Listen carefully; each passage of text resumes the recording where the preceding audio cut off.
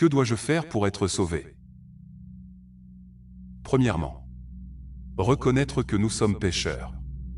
Car il n'y a point d'homme qui ne pêche. Et que tous ont péché, et sont privés de la gloire de Dieu. Selon qu'il est écrit, il n'y a point de juste, pas même un seul. Deuxièmement, reconnaître que nous méritons l'enfer, qu'il y a une punition pour nos péchés. Car le salaire du péché, c'est la mort. L'étang ardent de feu et de soufre, qui est la seconde mort.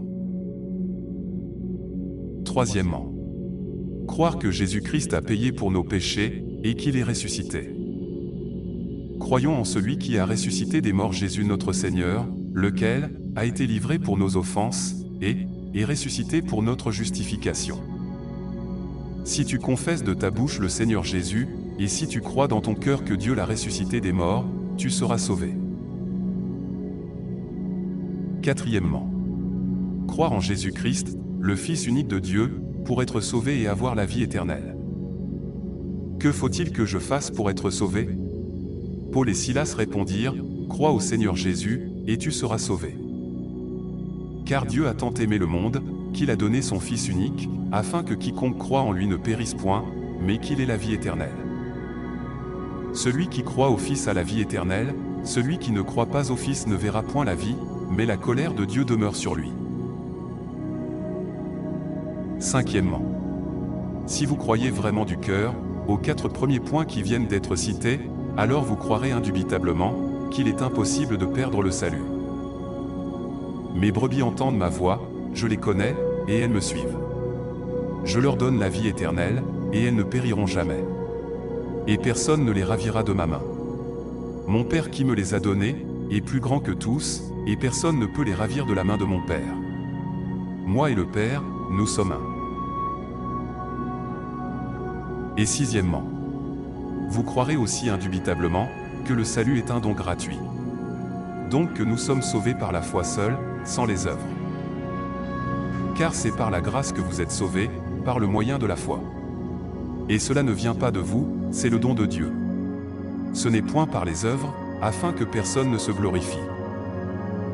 Car nous pensons que l'homme est justifié par la foi, sans les œuvres de la loi.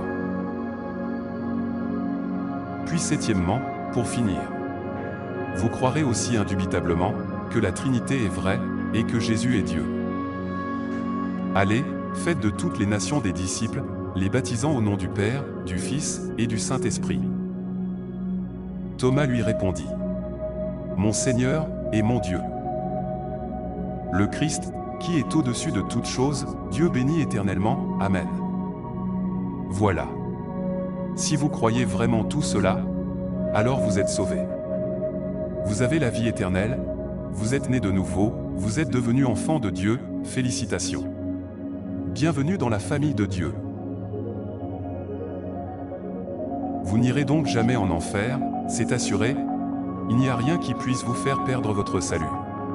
Vous êtes définitivement sauvés, c'est irrévocable et immuable. Vous avez la vie éternelle, Dieu ne ment point, il nous l'affirme encore très clairement dans sa parole. Je vous ai écrit ces choses, afin que vous sachiez que vous avez la vie éternelle, vous qui croyez au nom du Fils de Dieu. Et souvenez-vous, que c'est par la foi seule que nous sommes sauvés. Ça n'est donc pas en se repentant des péchés, ni en allant à l'église, ni en se faisant baptiser, ni en faisant de bonnes œuvres, ni en étant une bonne personne que nous parvenons au salut.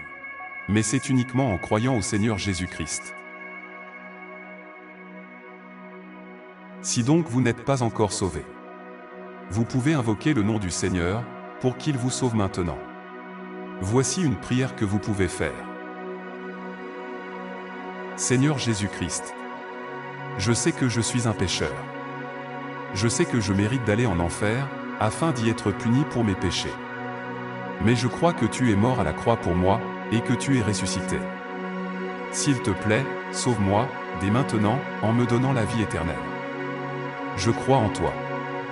J'ai confiance et foi seulement en toi. Je crois que tu es le Fils unique de Dieu. Merci de m'avoir sauvé. Amen.